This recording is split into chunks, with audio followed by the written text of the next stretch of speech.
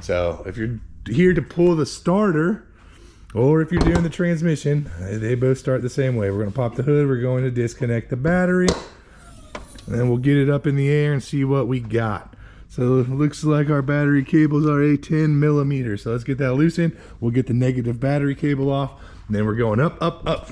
We gotta pull our tire, get it up, get it supported, and we're gonna pull this wheel liner. So we're gonna try and go into here and see if we can get to the top bolt, because otherwise, you gotta pull the motor mount, and to pull the motor mount, you gotta pull the intake, and then you gotta pull apart the steering rack.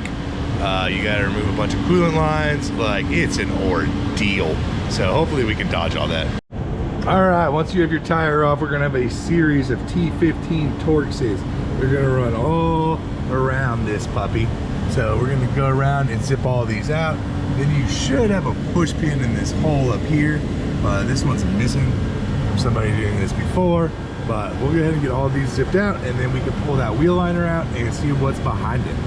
All right, with the wheel liner off, we were able to pretty easily get to that upper bolt, but it is a reach to try and get your fingers on this thing. So you want to get it really loose before you try and pull it out of there. But I am still nervous, because I just don't know this thing's coming without pulling this damn motor mount. I really don't. All right, there's that bolt. Now we need to get the primary power cable off, which honestly looks like it's a pretty daggum large nut, maybe like an 18. So we'll get that broke free, and then we can reach the plug to unplug it. And then we can take the lower one out. We can do all that from this wheel well right here. And then let's see if we can finagle it in some sort of a way to clear it out. I think I'm gonna pull this oil dipstick tube though. Just because that's definitely gonna be in the way. This is dumb. All right, check this out. So I got the 10 mil out at the bottom of the dipstick tube down there. There's a stud up here is on that we're gonna have to remove. I'm gonna see if I can't get it from the top side. Otherwise we'll have to reach up this hole. But look, there's a whole ass motor mount bolt they forgot to put back in. It's not even like a hard to access one. What the hell?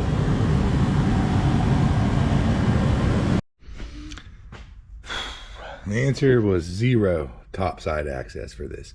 So I went right up in here blind and did it all by feel.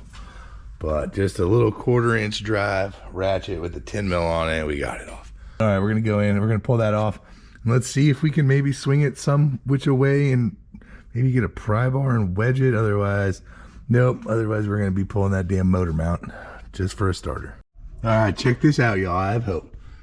We're not super close and it's pretty wedged, but I think that stud up there, I'm pretty confident is what is preventing it from sliding back far enough to actually plop and potentially rotate and come out the bottom. We're gonna try taking that stud out. So let's push this back down in here. We're gonna pull that nut off right there and the stud. If we do that, we might be able to do this. Come on. All right, I just wanted to show you. I gave it the absolute best effort, and it is like just hung up on the edge of the bracket up there. But I think if I push it any more, this little bevel over here is hitting the block. There's still a lot in there, man. I'm pretty sure we're gonna pull this motor mount out. I might give it one more push and see if I can't get it to like pop free up at the top there, because if it does, then it can push down or push back up that way and be out of the way. And I'm sure we could fish it down. We'd have to pull these strand lines, but we could fish it straight down to get it out. But yeah, I'm pretty sure that motor mount's coming out. Hey, I shit you not. I gave it one more little push key with my pry bar, and dude, it's gonna come. We're gonna get this thing out. So I'm just gonna stick my pry bar right up here, away from the teeth. Oh, look at that.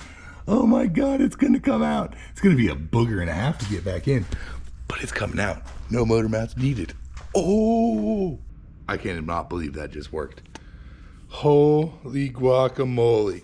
So just for reference, when it came off, like kind of rotated it, like you saw, I was pushing on one of these little joints to wedge it up and get it right past that upper mount shield.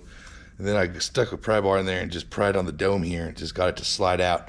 It's gonna suck to put it back in that way, but not nearly as much as it would suck to pull that motor mount. That motor mount calls for like the intake to come off, the steering shaft, all kinds of stuff. I think I've said it a million times, but I'm gonna keep saying it. This is so massive. Oh, finally something goes our way on this project. What a nightmare, but that worked. Yes. All right, so yeah, once I pulled the transmission lines off, right, I was able to fish it down and then out above the lines right here. So it just dropped right out. It was super easy to get out once it was free. So now we're gonna have to like try and wedge it back up in that exact same fashion and then kind of pry bar it back in, I think. But if we can get it to clunk in there, dude, we're home free. So now for me, I should theoretically have access to the torque converter bolts. I hope so, because that's why I did this.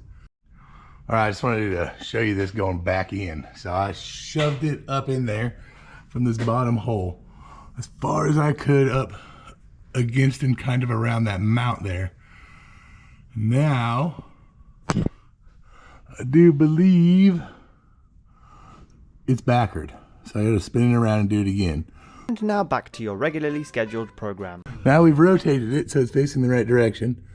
I pushed it up in there as far as I could, up on the back side of the motor mount.